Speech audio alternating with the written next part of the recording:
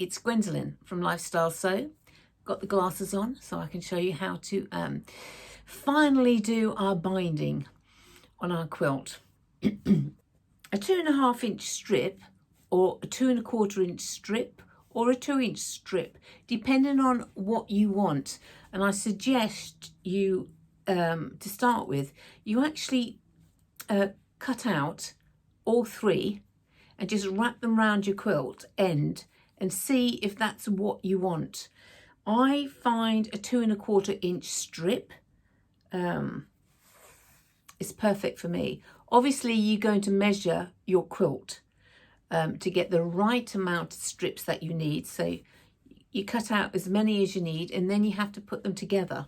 So I'm going to show you how to put them together. So one strip is facing up and one strip is facing down.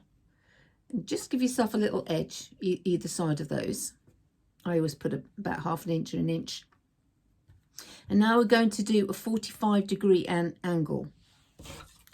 Now the 45-degree angle needs to be from this corner to this corner. Now you can draw a line with a pencil or with whatever you want, because it's not going to see. I can do it with I normally would just quickly do that with a pencil. Or you can do it by eye if you're really experienced at straight sewing. It was line. So I'm just going to demonstrate that on the sewing machine. Now this is a Bernina 790 plus sewing machine. So my settings are 525. I have a 97 foot on, which I put the guide at the side because I've been doing patchwork and I don't want it to catch on anything. But equally, I could put that foot back, this guide back, and just sling it round, and that would go at the side. It's 250 stitch length. I'm putting the V where the stitch is going to go down. The first stitch is going to go down, and I know, there we go. Just nice and slow. You can basically, if you're following a line for beginners, it's absolutely fine. If you're not, just very, very slow. And we are going to get right to that end. Perfect, perfect. There we go. You are then going to check it. Lovely, lovely. And you're going to trim it. You might as well trim as we go. Sometimes a lot of people just chain stitch this. Just going to trim the ears off. There you go, trim the little ears off. And then take it to the iron and iron it. I will wait. That is a perfect, perfect strip. Then nice and ironed. Now you know you can actually do it. You then will actually do all of your strips. Before you start putting your binding on your quilt, you need to do a test sample, just a little one. If you're a beginner, you definitely need to do it. Just come off the side of the main quilt when I squared it up, and then I just put an extra piece of material underneath. I sewed on the back first, flipped it over, and then sewed on the front. And just to make sure that that's nice, that 2.25 inch is absolutely, strip is absolutely perfect for me. This horn cabinet, I've actually used Mr. Sparkle on it to make it even slippier. So it's pretty slippy. First of all, you've ironed your tails, your binding. And we're going to leave a long tail. So off we go. This is on the back of the quilt. There's a nice long tail I'm going to leave for it. I'm going to go, first of all, I'm going to line it up with the side. So this is the guide. This is that. I don't need to change my foot to do this. I don't. This is just going to work as a straight foot at the moment. I'm not going to be using my 71 foot as a proper binding foot at the moment. This is just a straight stitch that's going down.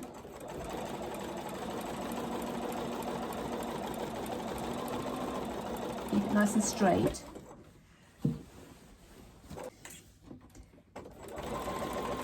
starts to get very rewarding when it gets to this stage, when you've finished your quilt and you're putting your binding on.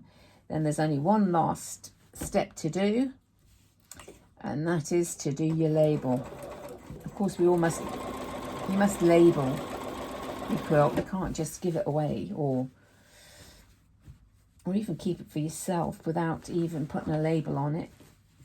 You'd say who the designer was or what the quilt is called. Like this is called the Xbox, so design, so that will go on the label as the Xbox design. It will go to a name of the person that's it's for, and my name, who created it, a date, very important to put a date on.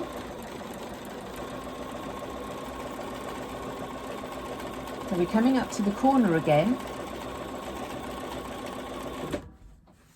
So we just make sure that's only a quarter of an inch away from the end. I can roughly see when that's so I'm going to lift it. I'm going to turn the quilt. So coming back up to the corner again, just to let you see it again, and try and get my fingers down, straight up, vertically straight up, and then straight down. Put your finger underneath the top, and for it to come straight down. This needs to come over slightly.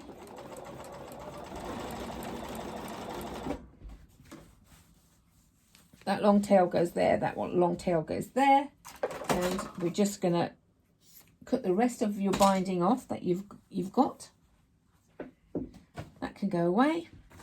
I'm going to just come down a little bit more.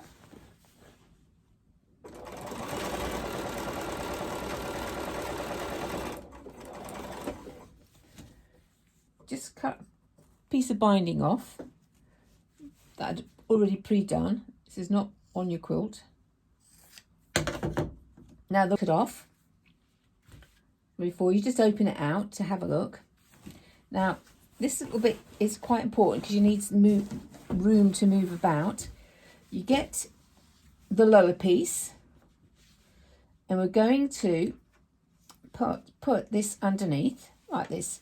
I'm only putting it this way to show you because this is only an example. It's the width of this binding that's most important. So I'm going to cut off my binding there at the top here.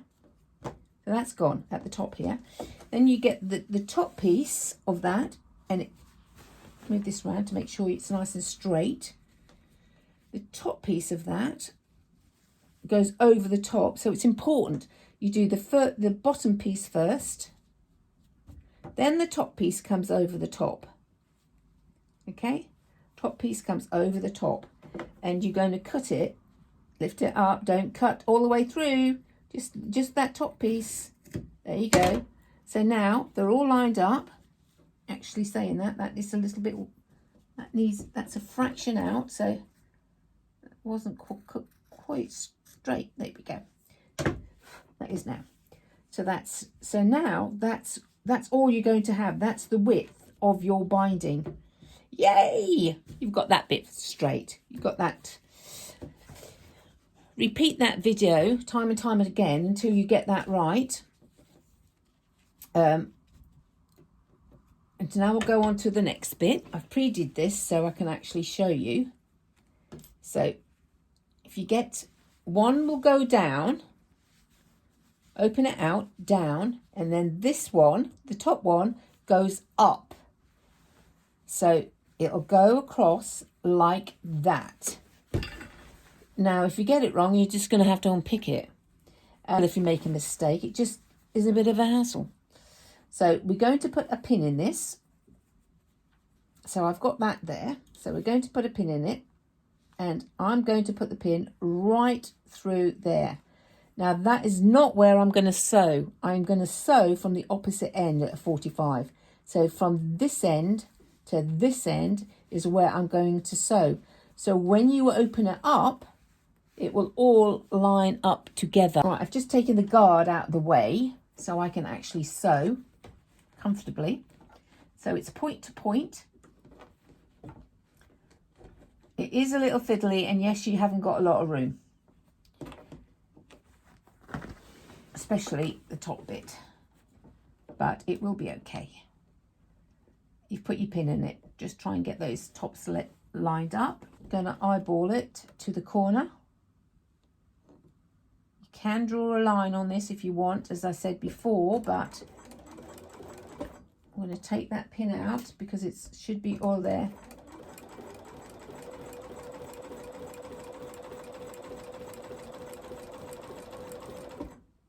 There we go. And then when we open it out, you're going to cut that bit off. There's a line going up, there's wastage on the back. So cutting that off 1/4 of an inch. Right, now I want to show you something which I've done on purpose in case you've done this. When you've done it that way, if you haven't got all of this smooth and it's twisted, when you finish, it will look fabulous, but it will be twisted and you won't be able to stitch it on properly. So you would just unpick the stitches that you've done like this. You would just unpick them. You would put that back together. So you know it's going to be like that.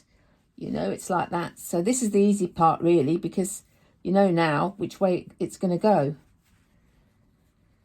So it doesn't matter if you get it wrong. That's my point. Trying to get that back to that corner and that corner. Believe it or not, it is quite hard to get it wrong when you know how to do it. I had to fathom out how to twist it then.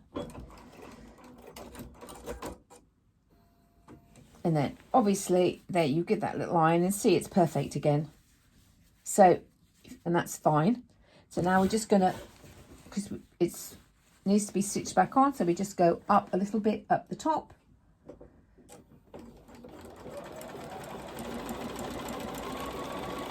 And I don't need the guide on to do this bit. And this is perfect, look, absolutely perfect.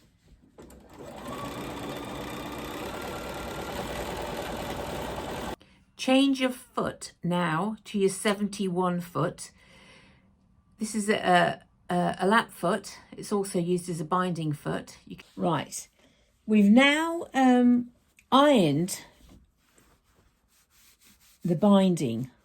Now it is important to iron the binding. I know lots of people don't do it, but it gives it a professional finish, and it also is very easy for you to turn it round the other way. Turn it over, turn it round, turn it over the other way, and helps the foot glide through easier as well.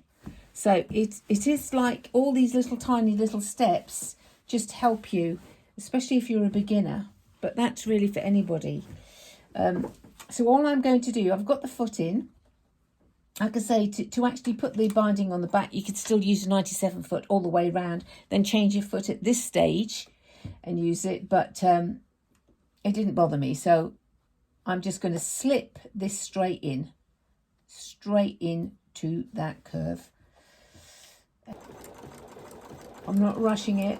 It's not a race, you know, a race to the finish end.